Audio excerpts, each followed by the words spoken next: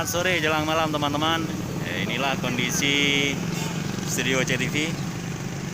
Udah 2 hari tergenang banjir. Banjir luapan sekitar setengah meter, bahkan hampir mencapai 1 meter.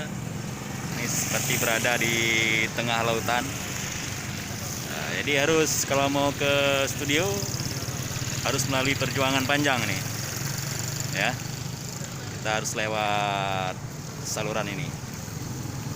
Saluran ini kita jalan. Ya. Beginilah ketinggian air, masih sekitar 1 meter. Mudah-mudahan malam ini nggak hujan ya. Kalau hujan lagi tentu semakin bertambah dan bahkan bisa masuk ke dalam ruangan. Untuk sementara banjir genangan masih menggenangi area halaman, depan, belakang, kiri, kanan. Namun belum masuk ke dalam ruangan.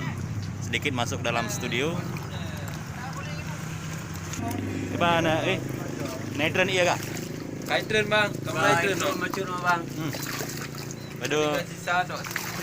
Malamnya aja saran. Kalau mau nyelam mesti bisa nih bang. Sanyu kau di rumah. Siapa kah? Tidak bukan mana ini. Ini apa nih guys? Oh, free.